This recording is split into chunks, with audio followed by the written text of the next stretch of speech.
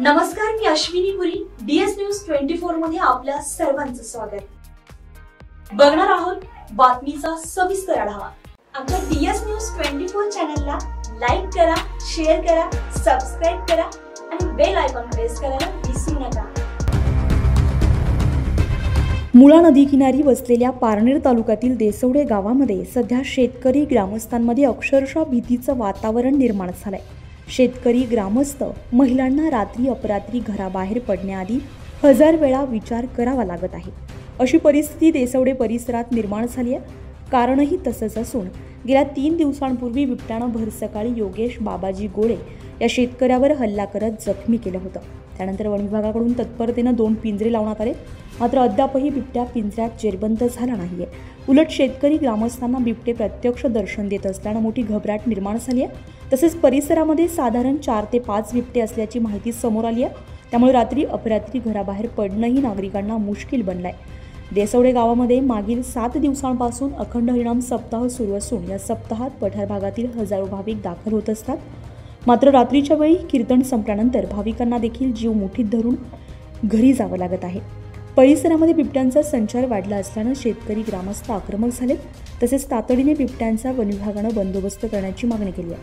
यावेळी शेतकरी ग्रामस्थांच्या प्रतिक्रिया DS न्यूज 24नं जाणून घेतल्या. बघूया.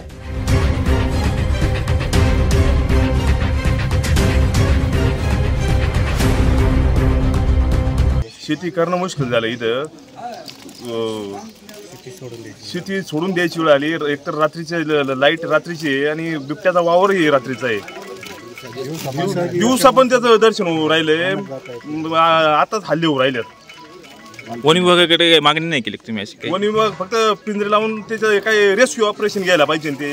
त्यांनी ते दुसरी अंमलबजावणी केली पाहिजे. काहीतरी पिंजरे बिबट्याचा एकदा पिंजऱ्यात वावर झाला का ते पुन्हा त्या पिंजऱ्याकडे डोकावून सुद्धा पाहत नाही. वाघ येतोय रोजच्याला वाघ पाहते माणसं, तर त्याला पिंजऱ्यात घुसत नाही.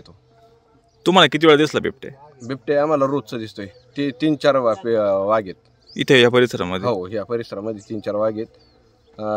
त्याचा बंदोबस्त करावा फॉरेस्ट वन खात्याने. असं रात्रीचं पाणी वगैरे भरताना काही भीती वगैरे वाटत? भीती वाटते पाणी भरताना. त्याच्यामुळं आता रात्रीचं लाईट आहे सध्या, त्याच्यामुळं कुणी येत नाही खाली. भरणे ताणलंय भरणं, पण तरी पण कुणी येत नाही खाली. पिंजऱ्यात बिबट्या अडकलाच नाही का अजून? नाही, अजून अडकलं नाही. 4 दिवस झाले. पिंजरा कधी लावलंय? पिंजरा 4 दिवस झाले.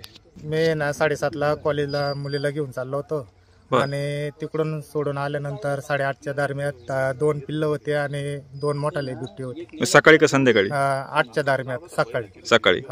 किती बिबटे होते? 4 होते. 2 पिल्लं आणि 2 मोठाले होते. तुम्ही समक्ष बघितले? समक्ष. तुम्हाला भीती वाटली त्यावेळेस?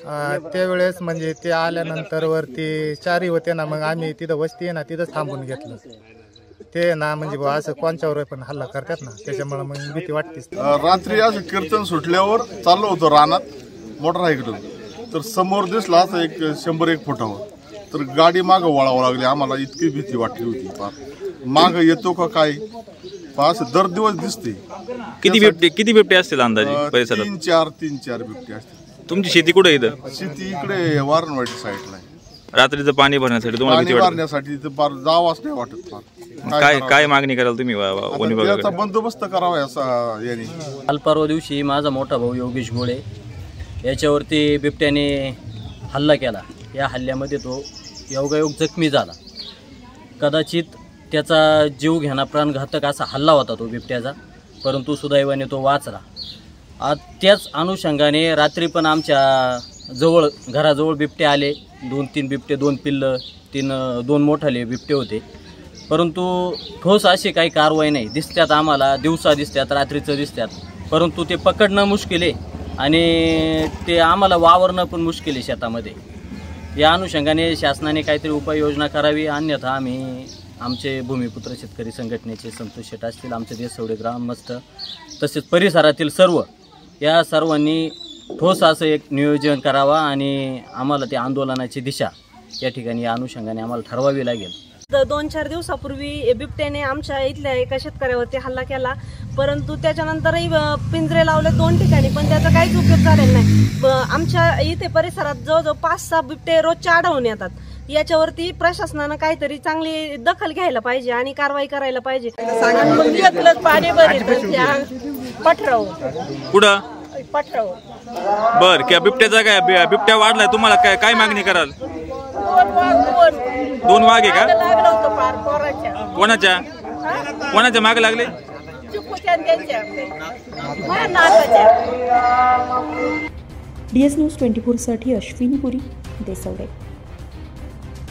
अशाच नवनवीन घटना घडामोडी पाहण्यासाठी पाहत रहा DS न्यूज 24. तोपर्यंत मी अश्विनी आपली रजा घेते. नमस्कार.